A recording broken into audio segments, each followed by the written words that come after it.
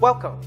In this presentation, I will be talking about some of the fundamental principles when communicating effectively. So why is communicating effectively important? Any ideas?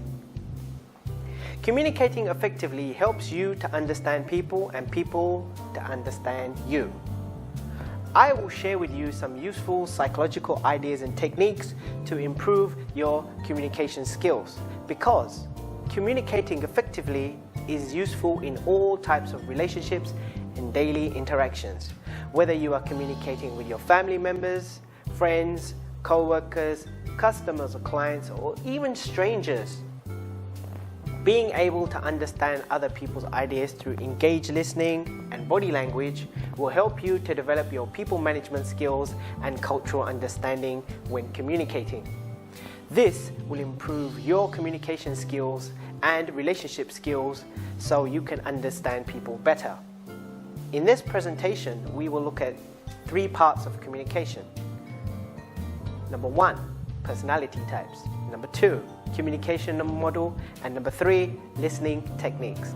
Communicating effectively starts with knowing who we are and then getting to know who the other person is. Now, there are many theories and ideas about personality types.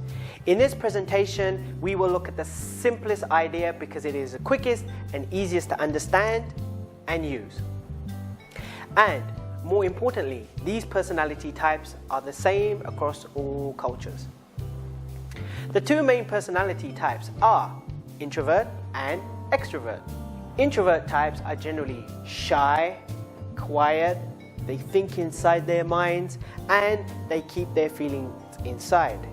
Whereas extroverts are generally outgoing, talkative, they share their thoughts openly, and they share their feelings with everyone. So let us now have a look at these personality types. How do they interact in a conversation, deal with silence, and express their thoughts with other people? Let's now have a look in detail. Introvert people need to be listened to carefully in a conversation. Extrovert people engage and initiate in a conversation. Silence.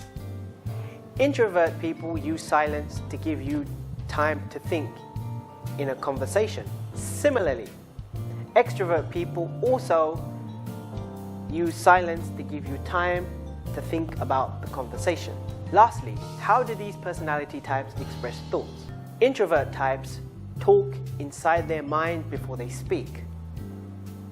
Extrovert people think and talk out loud their ideas. Talking helps them to understand and develop their ideas.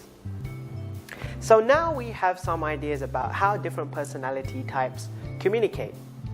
It is important to remember that regardless of our personality type, everyone's communication style can change in different situations with different people.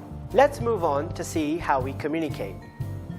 Before we look at how we communicate, let us understand why we communicate. What is the purpose of communication? The purpose is to successfully share ideas and feelings, meaning to help people understand each other's ideas. The following model explains the process. First, we have an idea or a word, for example, a tree. We communicate this idea by saying the word or writing the word tree. The other person hears or reads the word tree and understands the idea being expressed. Sounds simple enough, right? But sometimes we experience difficulty in expressing and understanding other people's ideas and feelings. This can lead to miscommunication and misunderstandings. This is because of a number of reasons. Number 1, our interpretation or meaning of the word can be different to someone else because of our knowledge, experience, culture, language, and age. For example, the word tree might include a tree with roots, a tree with or without leaves, different styles of trees, or even a tree structure for data management. Also, some languages do not use plural expressions like Thai. So, tree in Thai can mean one tree or many trees. Secondly, physical noise in the environment could make it hard to hear and understand the other person. Thirdly, psychological noise can affect our understanding. For example, stress from problems in the past, the present, or the future. Emotions like anger, anxiety, frustration, differences in social status, and our personal biases can cause serious problems when communicating and understanding other people. Finally, let's have a look at the most useful skill needed when communicating effectively. Listening is the first and most important step in effective communication. There are 7 levels of listening. Number 1, not listening, not paying attention or ignoring the other person's communication. Number 2, pretend listening, acting like you're listening, but you're not really listening. Number 3, partial listening, only listening sometimes to the communication. Number 4, focused listening, giving your full attention to his or her communication. Number 5, interpretive listening, really trying to understand the other person's communication. Number 6, interactive listening, listening and then asking, clarifying questions and acknowledging that you understand the communication. Number 7, engaged listening, listening to the other person's tone of voice, body language, points of view, feelings and values. In engaged listening, both parties are free to express their views, feelings and ideas, but they respect each other even if they don't agree. So, what can we do to improve our listening? We can paraphrase the message to the speaker in order to confirm our understanding. Repeat the message to help you remember what was said. Probe for missing information by requesting or asking questions where you can find out information that might be missing.